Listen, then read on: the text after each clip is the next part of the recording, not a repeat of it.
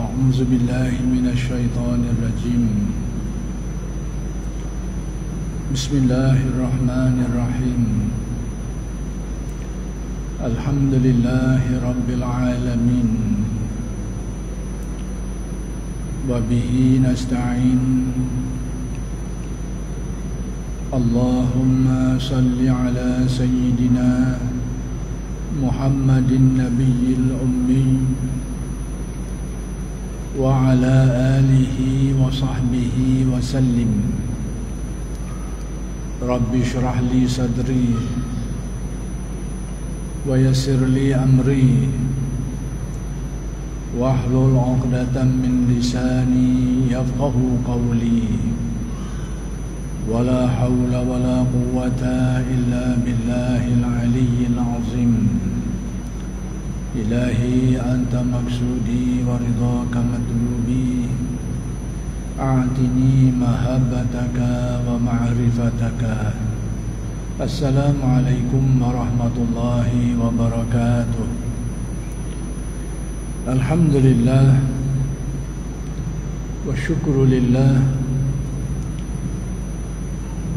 Kita bersyukur kehadiran Allah Subhanahu wa taala atas limpah kurnia-Nya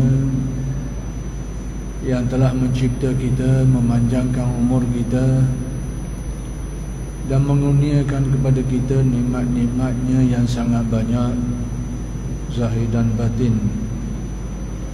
Mudah-mudahan segala nikmat-nikmat yang dikurniakan itu sentiasalah dikurniakan kepada kita dan dijadikan kita termasuk dalam golongan orang-orang yang bersyukur.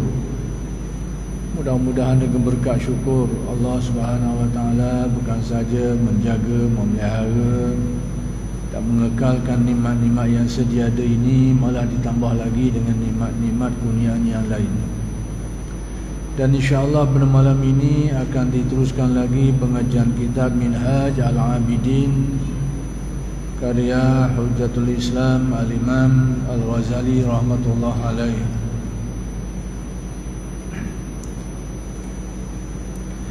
Kata Imam Ghazali dalam menjelaskan asal yang kedua yang menghendaki seseorang itu beramal dan mengikhlaskan amalnya, beramal semata-mata kerana Allah, iaitu mengikhlaskan amal. Atas dasar apa? Maka di sini dijelaskan oleh Al-Ghazali. Maka sebahagian daripada penjelasan Al-Ghazali berkenaan dengan asal yang kedua itu, kata Imam Ghazali, maka Tuhan anda jualah yang telah menjadikan anda, sedangkan sebelumnya anda tiada sesuatu apapun, yakni masih belum wujud lagi. Kemudian yakni sesudah anda wujud, ia telah memeliharakan anda, lalu ia mengelokkan pemeliharaannya terhadap anda. Kemudian ia mengurniakan nikmat kepada anda dari berbagai-bagai nikmat zahir dan batin, sama ada pada agama anda, pada diri anda dan pada dunia anda, yang hakikatnya tidak tercapai oleh faham dan waham anda. Jadi Imam Ghazali menjelaskan kepada kita bahawa Allah Ta'ala jualah yang mencipta kita, yang asalnya kita tak ada apa-apa satu pun, kemudian diciptakan daripada tidak ada kepada ada. Kemudian bukan sekadar diciptakan, tapi dipelihara lagi, dijaga, diberi pemeliharaan, penjagaan sebaik-baiknya. Kemudian dikurniakan lagi nikmat-nikmatnya yang bermacam-macam. Ada nikmat yang zahir, ada nikmat yang batin. Kemudian nikmat-nikmat itu sama ada melibatkan perkara-perkara keagamaan, agama. Diberi hidayah, diberi petunjuk, diberi taufik. Demikian juga nikmat yang melibatkan diri sendiri, tubuh badan kita sihat walafiat, segar mega, boleh mengecapi bermacam-macam nikmat. Dan juga pada urusan ke dunia kita ni diberi oleh Allah kenikmatan, kurniaan dalam urusan keduniaan kita. Hidup kita selamat, sejahtera, suasana persekitaran yang baik dan macam-macam lagi lah.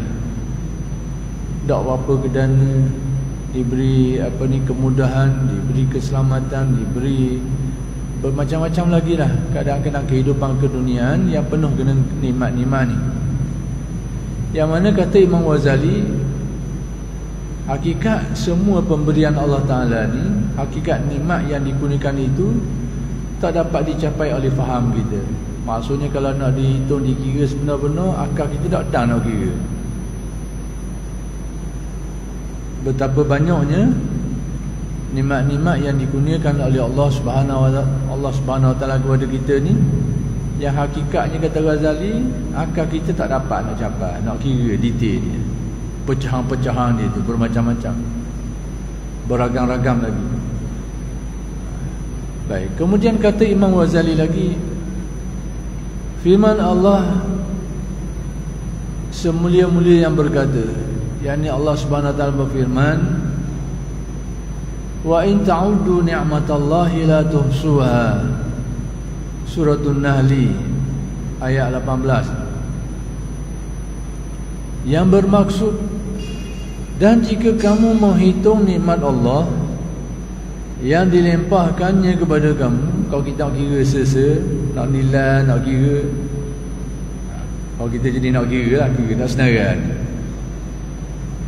nescaya tiadalah kamu akan dapat menghitungnya satu persatu. Tak mampu, tak mampu nak hitung satu persatu. Tak ada nak mikir. Itu kalau kita perincikan lah, kita perincikan satu persatu tu, tak ada nak kira, terlalu banyak. Makanan sudahlah, ambil bab makanan. Berapa jenis makanan? Berapa lama? Banyak mana? Sesuatu semua ada nilai begitu. Cuba kira begitu. Banyak mana, berapa lama, waktu mana, jenis mana, rasa pun beza-beza. Nak tulis itu saja, nak senarai. Tak ada tulis. Lalu bagaimana dengan nikmat-nikmat lain yang banyak tu, sehingga disebut dalam Al-Quran, sekiranya kamu nak menghitung, nak menilai, nak kira satu persatu tu, tidak mampu. Terlalu banyak, kata Allah Subhanahu Wa Ta'ala. Baik, kemudian kata Ghazali lagi, kemudian sesungguhnya anda bersembahyang 2 rakaat, padahal di dalamnya disertai oleh beberapa kearifan. Kita sembahyang bukan banyak, 2 rakaat.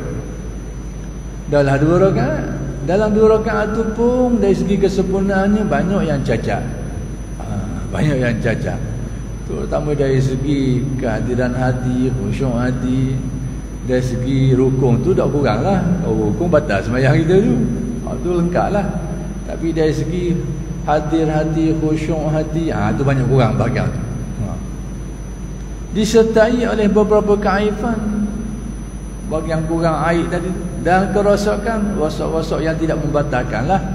Kalau membatalkan tak pakai ibadat kita tu. Sekarang ni bahagian hukum tu sesat, melengkapi. Tetapi bahagian-bahagian sunat-sunat tak kita buat semua. Bahagian membabitkan qalbu kita itu hadir, ingat, tak tercapai semuanya. Banyak aib, banyak kurang. Baik. Sedangkan Allah telah menjanjikan balasan terhadap 2 rakaat itu di akhirat kelak dengan keelokan pahala.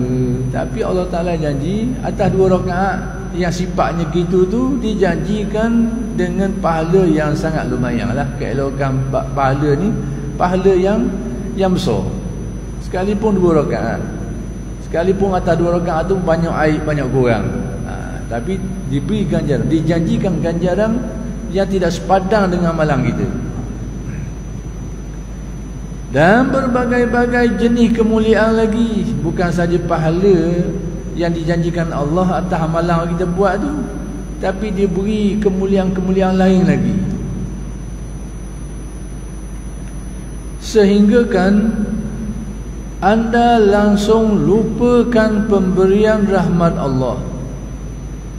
Lalu anda merasa besar dengan 2 rakaat sembahyang itu. Akhir sekali kita lupa apa yang dijanjikan Allah tu, ganjaran-ganjaran dan juga kemuliaan-kemuliaan yang dijanjikan tadi tu, kita lupa waktu tu. Lalu kita pandang sembahyang kita tu 2 rakaat tu, kita rasa besar tak ada. Kita tak pandang kepada ganjaran yang dijanjikan tu, kita lupa bahagian tu, tapi kita duk tengok atas amalan kita 2 rakaat tu, dan kita rasa benda tu hebat sangat dah, besar sangat. Lalu anda merasa besar dengan 2 rakaat sembahyang itu, serta merasa ujub, rasa bangga dengan, bukan banyak 2 rakaat aja, tapi perasaan kita ni bang ada dah boleh sembahyang 2 rakaat, merasa ujub dengannya. Baik, maka sikap anda itu bukanlah daripada kelakuan orang yang berakal. Jadi kalau kita bersikap seperti ini, kata Ghazali, sebenarnya kita ni tak berakal. Orang yang tak berakal, nikmat-nikmat Allah Ta'ala yang dijanjikan tu besar berganda-ganda, tidak sepadan dengan amalan kita buat tu. Tapi rupa-rupa kita lupa ganjaran besar tadi tu, kita rasa besar amalan kita 2 rakaat tu. Ini adalah pekerja orang tidak berakal. Dan orang tidak berakal tu, dia akan rasa ujub dengan amalan yang sikit. Sudahlah amalan tu sikit, banyak air lagi pula, tapi dia rasa bangga dengan amalan dia tu. Dia lupa kepada apa yang dijanjikan Allah Ta'ala. Ini kelakuan macam ni, kata Ghazali, kelakuan orang yang tak berakal molek. Kalau berakal, dia akan jadi gini, kata Ghazali.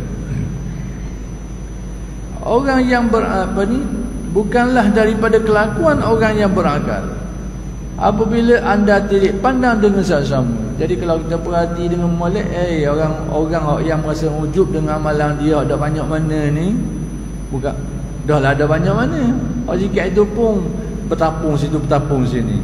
Lalu dia rasa ujub dengan amalan dia tu. Ni kalau kita perhati betul-betul, kata Ghazali, orang yang memerhatikan untuk tilik molek, ni orang tak berakal. Maksudnya kalau orang yang cerdik pandang tindakan ni, sikap ni, dia akan nilai ini sikap orang yang tak berakal. Baik, maka ini, kata Ghazali, inilah yang perlu diingati, inilah yang patut kita sedari. Jadi apa yang dijelaskan oleh Ghazali ini dalam rangka untuk menyedarkan kita tentang supaya kita ni beramal dengan ikhlas, tidak dengan riak, tidak dengan ujub. Dijelaskan dengan bermacam-macam tamsilan. Tamsilan dengan raja lah, itulah, inilah. Semuanya tu nak mengukuhkan supaya kita ni beramal biarlah bertujuan semata-mata kerana Allah, beribadah kepada Allah, tidak atas dasar ujub, tidak atas dasar riak. Asal yang ketiga. Baik, sesungguhnya, kata Ghazali, seseorang maharaja yang kerana urusannya lah menyebabkan segala raja dan para amir bertungkuh lumuh berkhidmat kepadanya,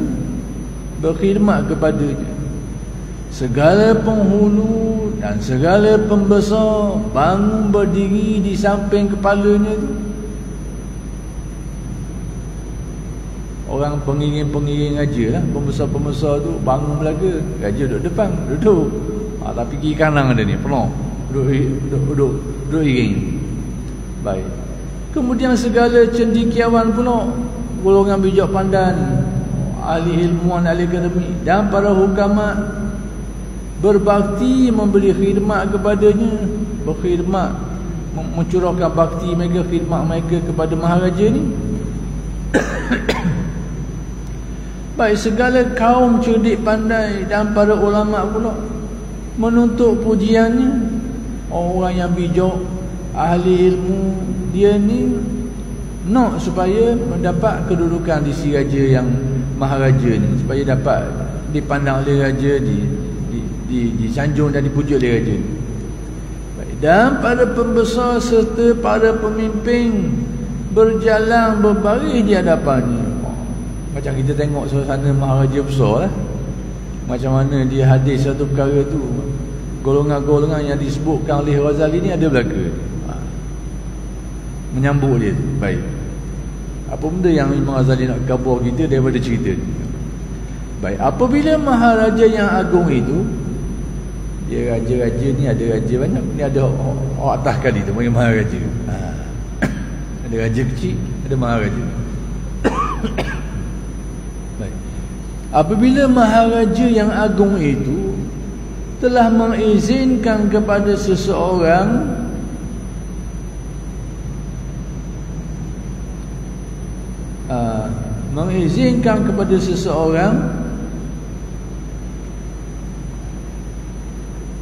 yakni seseorang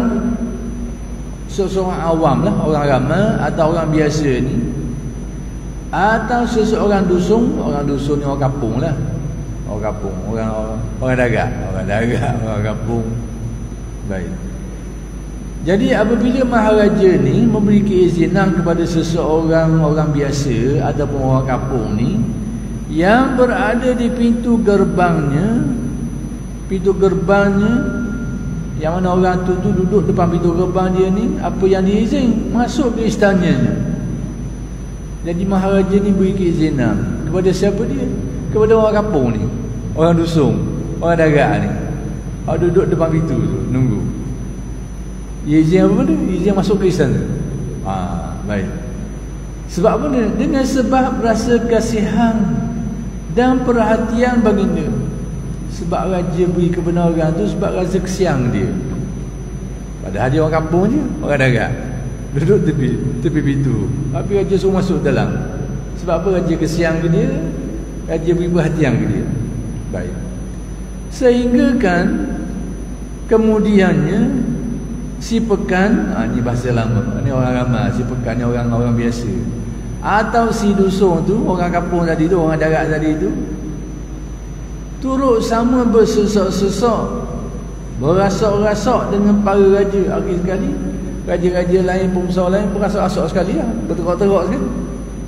Para pemimpin, yakni penguasa-penguasa ni, para pembesar dan orang-orang kenamaan untuk berkhidmat dan memuji maharaja. Jadi dia ikut sekali lah, masuk sekali. Baik.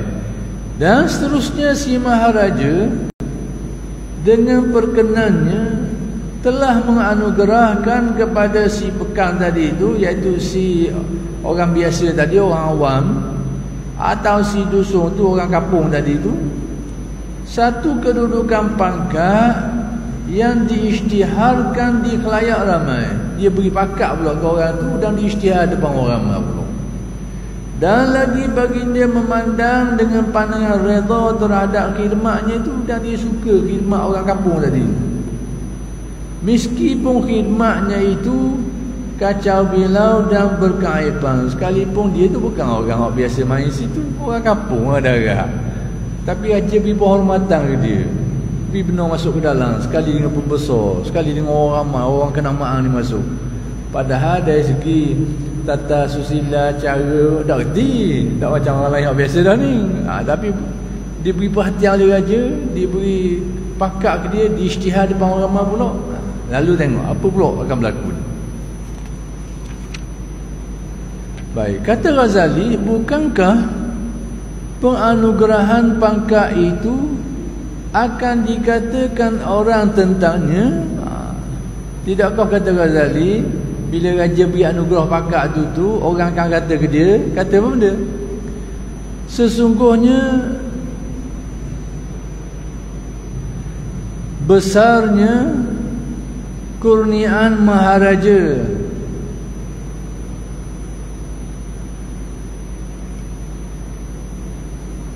besarnya kurniaan maharaja terhadap si hina dina ini, dan amat besar sekali perhatian baginda terhadapnya. Jadi persoalan itu. Jadi orang akan kata gini, besar benar perhatian raja ke orang ni, orang kampung ni, orang darat ni. Boleh tahan dapat perhatian raja ni. Orang ramai akan kata gitu. Baik. Maka sekiranya si hina dunia ini, orang yang dipandang rendah lah, orang kampung, orang awam ni dipandang rendah lah dalam hierarki kehidupan masyarakat kita ni, orang ramai ni. Baik, sekiranya si hina dunia ini, orang kampung tadi itu mula membangkit-bangkit terhadap maharaja dengan khidmatnya yang beraib itu. Tapi orang kampung ni pun dah erti juga. Dia mula bangkit. Dia bangkit apa benda? Bangkit kepada raja tentang khidmat dia buat tu. Padahal khidmat dia tu, perkhidmatan yang dia beri tu tak ada nilai sangatnya. Tapi oleh kerana raja beri perhatian dia, raja beri keutamaan dia, jadi orang kenal, orang tahu. Tapi tiba-tiba si kampung ni, orang kampung yang khidmat dia tak setara mana ni, dia bangkit ke dia. Dia bangkit. Dan memperbesar-besarkan khidmatnya. Dia duk besar ke apa yang dia buat tu. Padahal kenyataan sebenarnya tak ada nilai mana bahawa dia buat tu. Dia dapat gitu tu kian anugerah raja ke dia sehingga jadi suhu. Sehingga pembesar-pembesar pun orang lain pun pandang dengan penuh pertanyaan. Maksud dia ni hebat betul dia ni. Raja pun beri anugerah gitu gini. Tapi si darat ni tak tinggal juga ni. Dia bangkit. Dia rasa semua tu dia rasa mungkin kerana kelebihan dia tu, kerana khidmat dia buat dah tahu kala. Jadi nyakit pasal ni mari. Dan membesar-besarkan khidmatnya itu serta berlaku ujub dengannya, dia berbangga.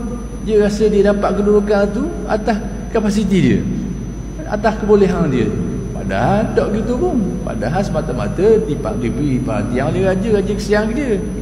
Tapi dia bila rasa ada kedudukan ni, akan orang kampung dia tak memikir mana. Dia rasa kedudukan yang dia boleh tu kena atas kapasiti dia sendiri, atas kelebihan yang ada pada diri dia. Baik, tidakkah nanti dikatakan orang kepadanya, orang akan kata ke dia pula, demi sesungguhnya orang itu sangat dungu sekali. Akhir sekali orang kata bodoh kan ni. Dia dapat kedudukan, tapi bila dapat kedudukan tu dia rasa padahal kedudukan yang dia dapat tu semata-mata atas kesian raja ke dia tu. Raja beri perhatian ke dia, bukan atas kelebihan apa-apa ada dia. Tapi orang kampung ni, orang darat ni tak cerdik mana juga. Akhir kali dia bangkit, dia rasa benda tu atas kelebihan daripada dia. Jadi akhir kali orang kata bodoh mu ni. Orang beri kamu dengan kesian, mu duk bangga tadi dirimu tak ada benda ni. Akhir kali orang kata gini. Orang kata orang ni dungu, orang ni bodoh. Orang ni orang-orang yang bodoh lah. Atau dikatakan, orang akan kata ke dia itu seorang gila. Mungkin orang kata gila dah. Orang dia panggil mu ni sebab betul-betul tak kesian ke mu. Tiba-tiba mu duk bangga dirimu. Hak tak ada apa-apa kebolehan pun. Akhir-akhir orang kata gila ni. Tidak berakal sedikit pun orang akan kata gitu ke sudah. Sebab apa? Kerana dia berbangga dengan perkara yang tak sepatutnya dibangga.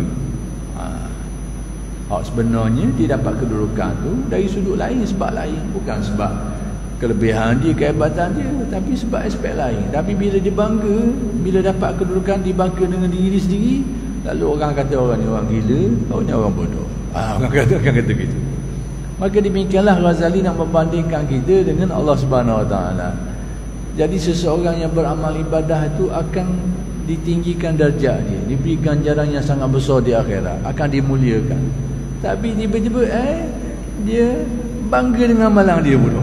Dia rasa besar amalan dia. Dia samalah macam orang kampung tadi tu.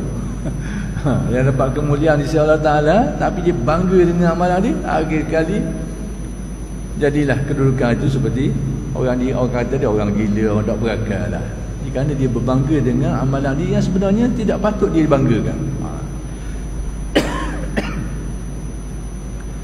Baik. Tatkala sabit dan jelas tentang asal ketiga ini, habis cerita tadi tu kata Ghazali, bila dah sabit dah tentang perkara yang ketiga ni, yang mana Imam Ghazali nak jelaskan pada tiga perkara ni, betapa kita ni perlu beramal dengan penuh pengabdian diri, penuh keikhlasan, tidak atas dasar ujub, tidak atas dasar riak. Itu dia. Baik. Maka ketahuilah, kata Ghazali, bahawa Tuhan kita, yakni Allah Subhanahu Wa Taala, dia adalah Maharaja.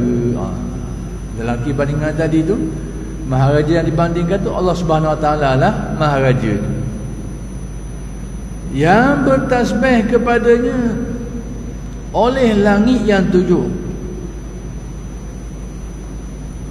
Semuanya oleh langit yang 7, demikian juga bumi, dan sesiapa yang berada di dalamnya itu semuanya bertasbih memuji Allah Subhanahu Wa Taala secara umum.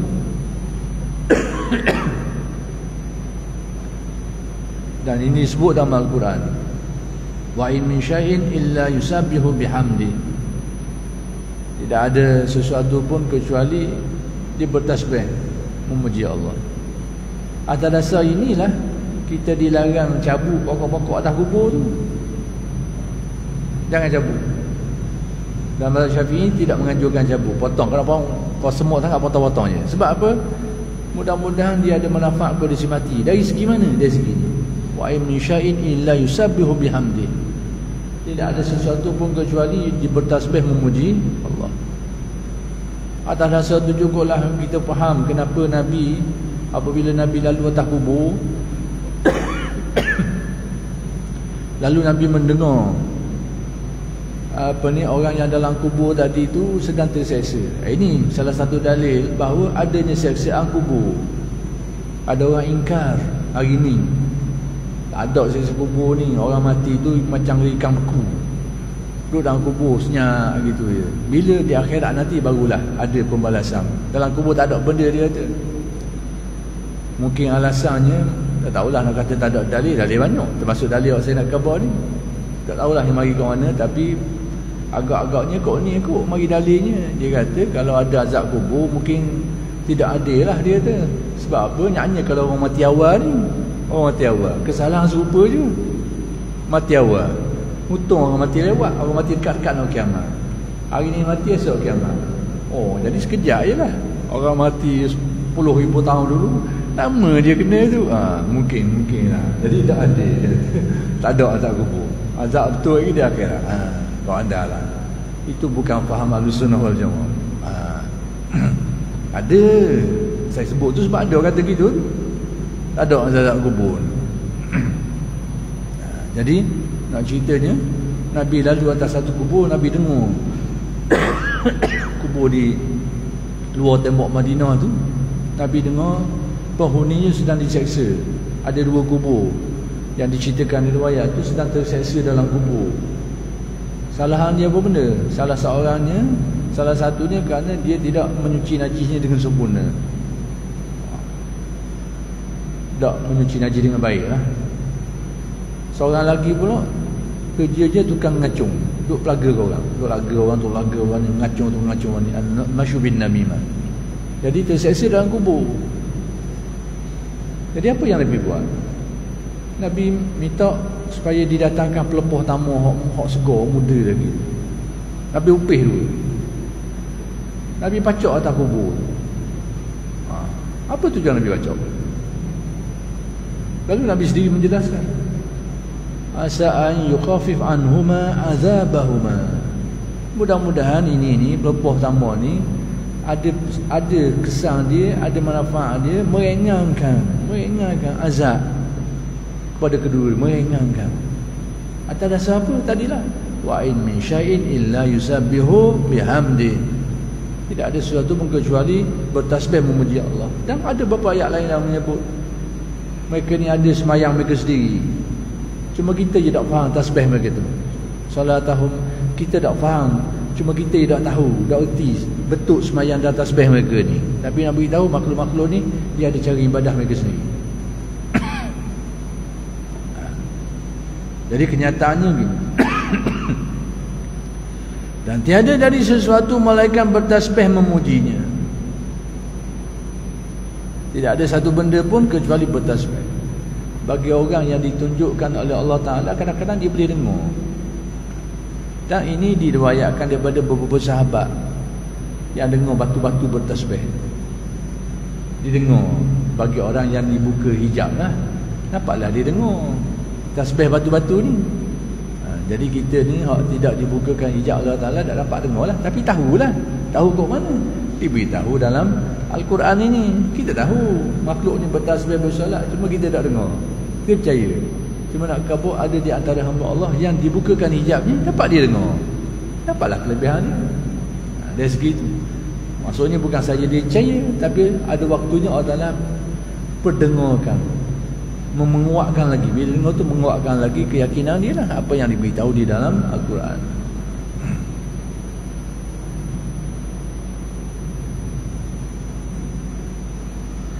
Dan lagi, dialah Tuhan yang disembah, yang bersujud kepadanya oleh sesiapa yang berada di langit dan bumi, secara reda atau paksa. Tengok, Allah Ta'ala lah yang disembah, yang mana semuanya itu patuh, tunduk, sujud, tunduk, patuh kepadanya itu oleh semua yang berada di langit dan juga di bumi, sama ada reda atau terpaksa. Ada ayat apa ni,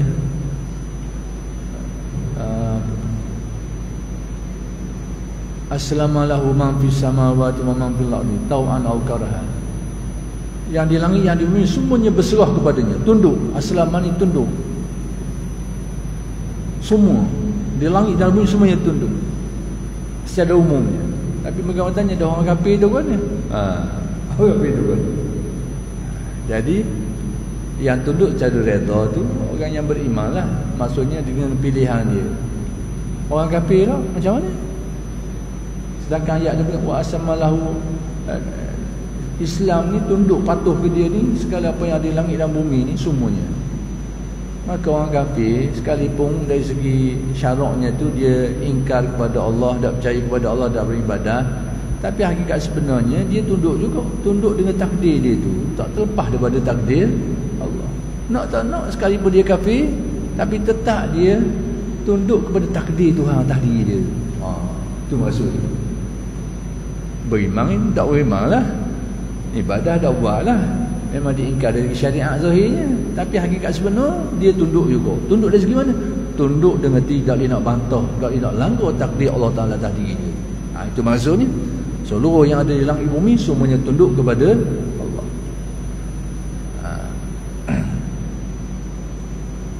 Bagi Islam. Tapi kalau saya cakap nanti cerita lain pula lah.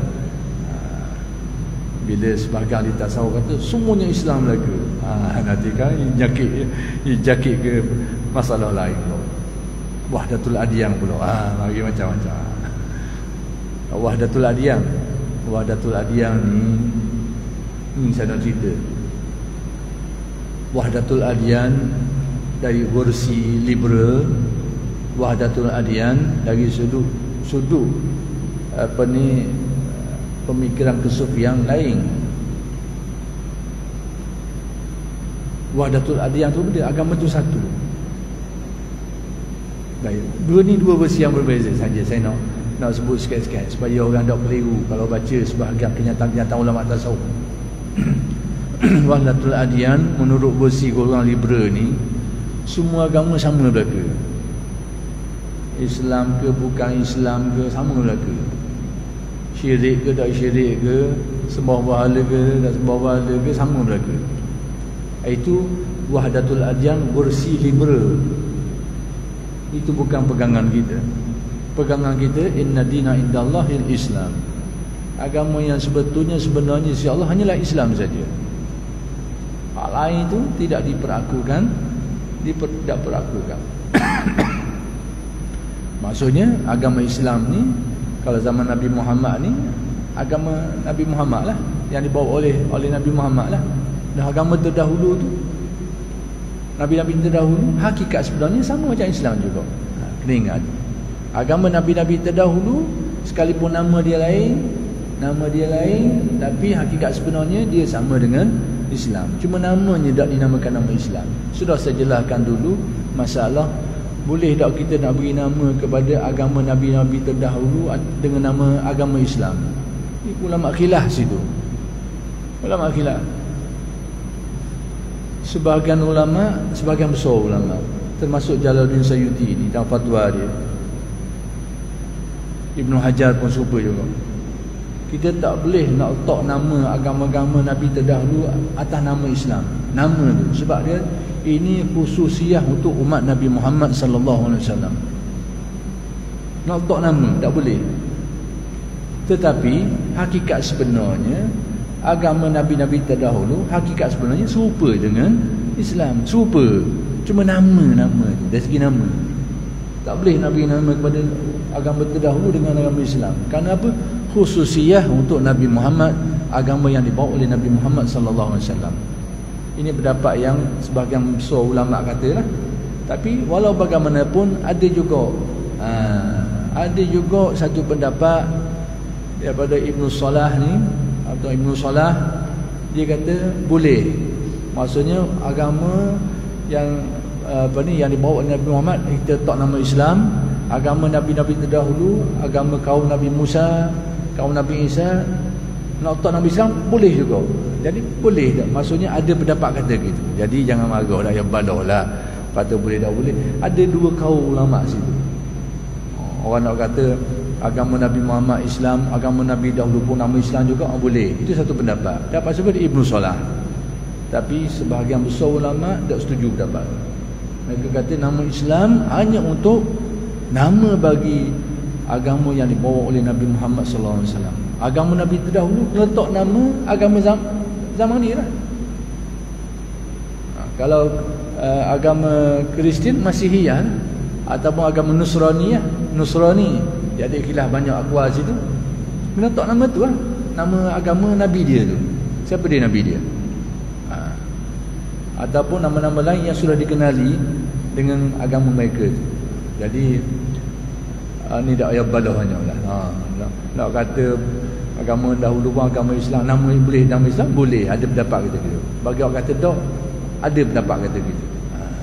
Nak khabar tu lah. Cuma saya nak cerita ni, agama Islam ni yang dibawa oleh Nabi Muhammad, agama Nabi dahulu, saya pakai atas pendapat yang sebahagian besar ulama tadi tu, agama Nabi lain tidak dinamakan Islam, tapi hakikatnya sama dengan agama Islam. Kalau ada beza pun hanya pada bahagian syariat, sedikit tentang pensyariatan saja. Tentang masalah akhlak, masalah akidah, sebiji tak ada beza. Kalau ada beza masalah syariat je, hukum ada sedikit tentang hukum dan syariat, ada kelainan-kelainan banding antara syariat Nabi Muhammad dengan syariat Nabi yang terdahulu. Baik. Jadi hak saya nak kata wahdatul adyan versi liberal ni, iaitu mereka kata semua agama ni sama dengan erti semuanya betul diterima oleh Allah Taala. Ni kita dah nak pakai. Sebab apa? Kita pegang pada prinsip inna dina indallahil Islam.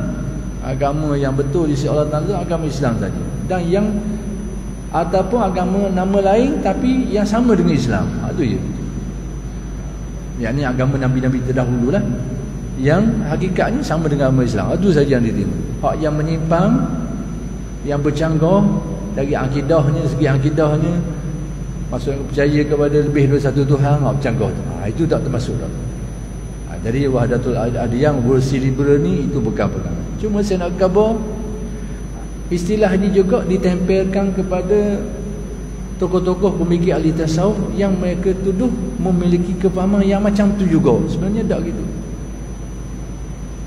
Sebenarnya mereka itu salah faham. Maksud sebahagian tokoh-tokoh yang dilabelkan sebagai berpegang kepada konsep kesatuan agama ni, agama satu ni, dengan makna saya khabar tadi tu, iaitu hakikat sebenarnya seluruh makhluk ni aslama, tunduk kepada Allah Ta'ala. Aslama, Islam lah, aslama, perkataan yang dipakai Al-Quran, aslama, Islam, tunduk. Tapi tunduk bukan berarti mereka dia beriman dan bertauhid. Tunduk dengan arti tunduk dengan hukum takdir Allah Ta'ala atas diri mereka tu. Cuma oleh kerana ayat tu sebut perkataan aslama, walahu aslama man fis samawati wa man fil ardh. Bagi Allah Ta'ala lah tunduk segala apa yang di langit dan di bumi. Maksudnya orang kafir pun tunduk, orang Islam pun tunduk, makhluk hidup pun tunduk, makhluk tak hidup pun tunduk. Semuanya tunduk kepada ketentuan Allah, kehendak Allah, tadbiran Allah. Tak nak bantah, tak nak canggah. Jadi hakikat inilah mereka kata semua makhluk ni Islam belaka. Tapi Islam bukan berarti beragama Islam. Islam dengan makna hakikatnya itu tunduk kepada kehendak, takdir, aturan, percaturan Allah Subhanahu Wa Taala. Itu dia. Jadi sinilah tempat keliru setengah orang, sehingga mereka menuduh ahli tasawuf berpegang kepada faham wahdatul adyan dengan makna semua agama sama. Agama hak bertauhid pun ya, syirik pun sama juga, betul belaka. Tak tahu. Ini bukan faham ahli tasawuf. Wahdatul adyan moden ini faham liberal. Orang-orang yang terpengaruh faham liberal, inilah faham dia. Agama semua sama belaka. Betul belaka maksudnya. Sembah lain daripada Allah Taala pun betul dan sebagainya. Ini wahdatul adyan versi liberal, ini ditolak. Cuma saya nak khabar tu, saya terasa nak khabar sangat sebab ada orang kaitkan benda ni dengan ahli tasawuf. Yang dikatakan berfaham dengan faham seperti itu, tidak. Cuma yang saya khabar tadi tu, ahli tasawuf yang ada menghuraikan perkara ni, bila mereka mengatakan semuanya Islam, Islam bukan dengan arti beragama Islam. Islam dengan mana tunduk patuh atas takdir dia, kehendak dia, percaturan dia. Hak ni tak ada benda terlepas. Orang Islam pun tunduk, orang kafir pun tunduk belaka. Dah sebab apa mereka guna perkataan Islam? Sebab ayat Al-Quran khabar begitu. Walahu aslama man fis samawati wa man fil ard. Bagi Tuhan itulah tunduk segala yang ada di langit dan bumi. Tunduk patuh belaka. Cuma tunduk dan patuh tu dengan mana aslama. Bila sebut aslama, bahasa kita ini jadi Islam lah. Itu dia. Jadi mudah-mudahan ini tidak terkeliru. Ini sebab ada tuduhan yang dituduhkan kepada ahli tasawuf. Mereka kata ahli tasawuf berpegang kepada faham wahdatul adyan dengan makna tadi itu. Itu benda yang salah. Jadi oleh kerana sudah masuknya waktu insya, kita berhenti setakat ini dulu dan insya-Allah akan bersambung pada minggu-minggu yang akan datang. Aku lu qauli hadza wa astaghfirullahalazim li wa lakum. Assalamualaikum warahmatullahi wabarakatuh.